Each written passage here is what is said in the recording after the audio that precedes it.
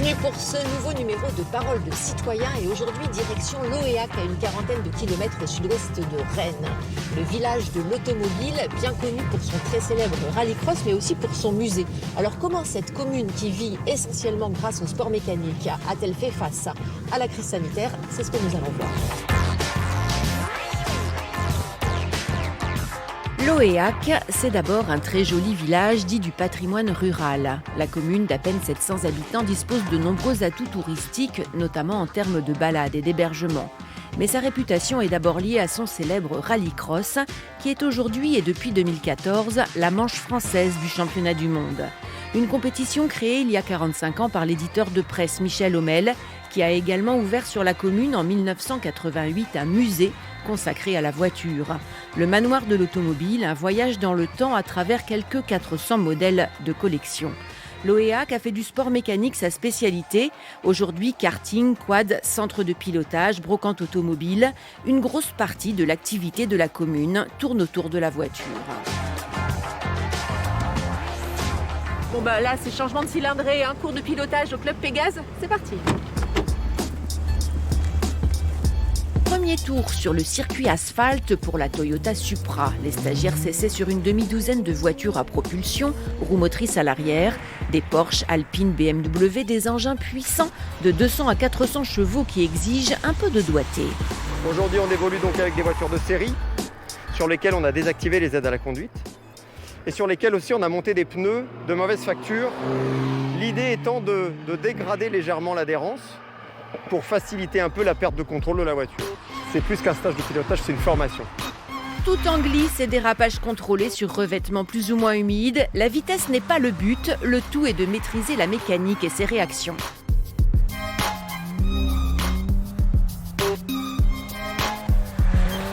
Et oui, avec l'M2, tu n'as pas assez de vitesse et ta prise d'angle est vachement brutale. Ce qui fait que ta voiture, d'un seul coup, n'a pas assez de vitesse et se retrouve avec 30 degrés d'angle. Et tu ne peux pas entretenir la glisse. Basculer du mode de conducteur à pilote, ça fait rêver beaucoup de gens finalement. Alors souvent on dit « Ah mais les pilotes ça roule vite ». Oui mais non, pas que. Piloter c'est pas forcément rouler plus vite, piloter c'est appréhender un plus grand nombre de paramètres. Au volant des passionnés de sport mécanique, conducteurs de voitures puissantes, pour qui la pratique sur circuit est autant un plaisir qu'une nécessité. Ça nous met, je dirais, en sécurité sur des cas extrêmes qu'on pourrait vivre sur une route de tous les jours. Et je pense que ça, c'est pas une légende. On acquit des réflexes à les répéter, les re-répéter. Et je pense que ça, c'est important.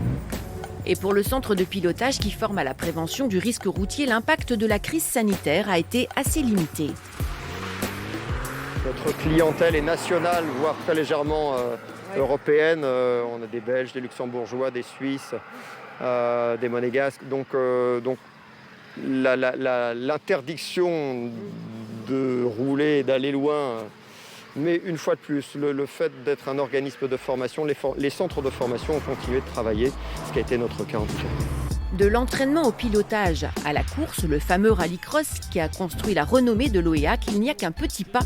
Annulée l'an passé, la dernière édition s'est tenue en 2019 et la prochaine programmée du 3 au 5 septembre.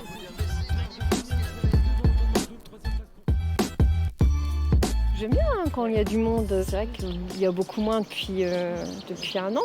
Donc c'est vrai que d'un seul coup, ça fait plus de braderie, plus de courses automobiles, plus rien. C'est bien que ça redémarre aussi, que ce soit un peu plus vivant.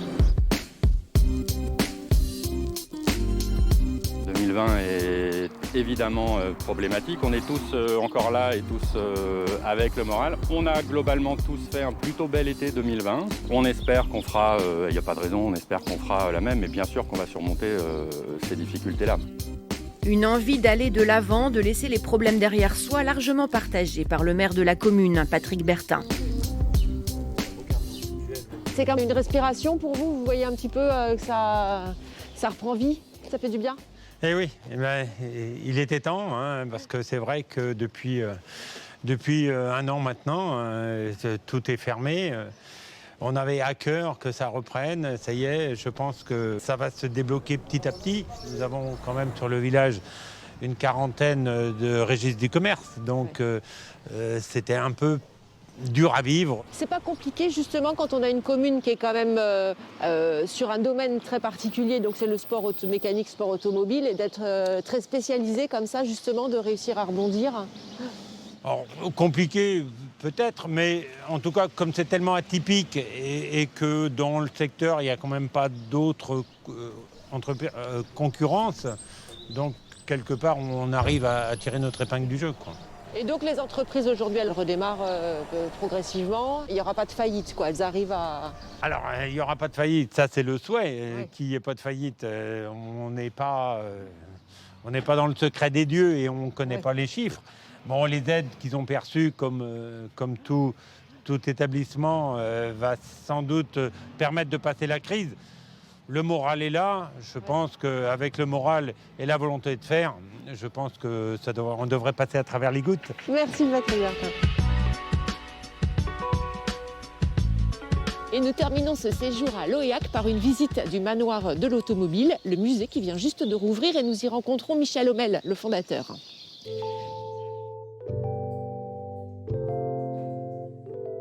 Des chromes, carrosserie rutilante, jolie guimbarde ou bolide taillé pour la piste, une traversée du temps, le maître des lieux revient sur le succès de cette toute petite commune, devenue la capitale de la voiture. C'est un peu un modèle pour d'autres villages qui pourraient bâtir leur avenir sur des idées différentes. Disons que le monde rural se réveille lentement, quoi. Peut-être que ça va être un prétexte pour faire repartir nos villages dans le bon sens.